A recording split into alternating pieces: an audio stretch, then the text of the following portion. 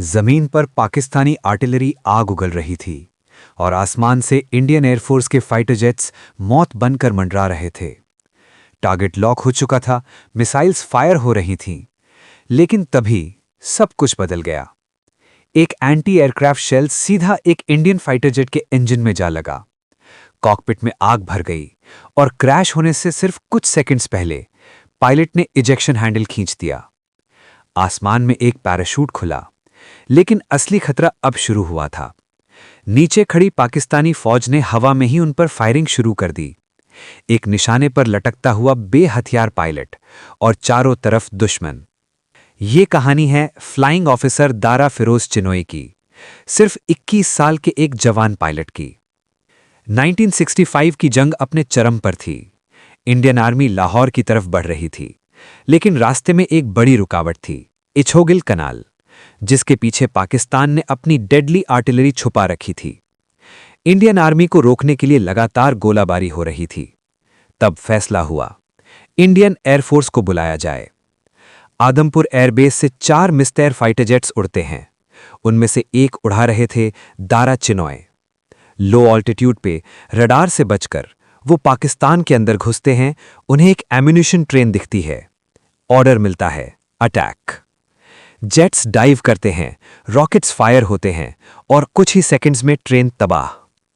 Second strike और attack. Refuel और realm के बाद टीम वापस निकलती है। इस बार असली target hidden artillery.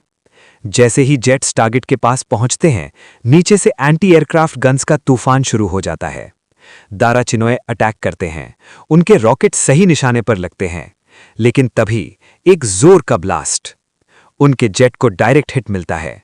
Warning alarms, control fail और फिर इजेक्शन। एनिमी टेरिटरी में लैंडिंग। पैराशूट खुलता है, लेकिन नीचे से गोलियां चल रही हैं। पैराशूट तक को शूट किया जा रहा है। दारा किसी तरह गन्ने के खेत में लैंड करते हैं। अब शुरू होता है जिंदा रहने का असली game. Mind game and survival. सीधा इंडिया भागने के बजाय दारा उल्टा पाकिस्तान के अंदर की तरफ चल पड़ते हैं, ताकि सर्च पार्टी कंफ्यूज हो जाए। और एग्जैक्टली वही होता है। दुश्मन उन्हें इंडिया की तरफ ढूंढता रह जाता है और वो ऑपोजिट डायरेक्शन में निकल जाते हैं।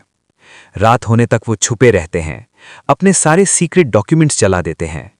प्यास, भूख, थकान। 20 घंटे तक एक बूंद पानी नहीं। Back to India.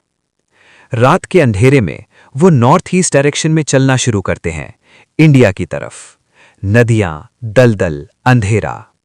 गंदा पानी पीते हैं, केवल जिंदा रहने के लिए।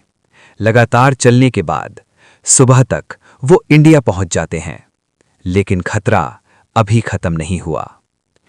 इंडियन सोल्जर्स उन्हें देखते हैं और उन्हें पाकिस्तानी कमांडो समझ लेते हैं। गन सीधा उनकी तरफ। एक गलती से ट्रिगर दब जाता है, गोली उनके कान के पास से निकल जाती है। वो पाकिस्तान से बच गए और अपने ही देश में मरते मरते बचे।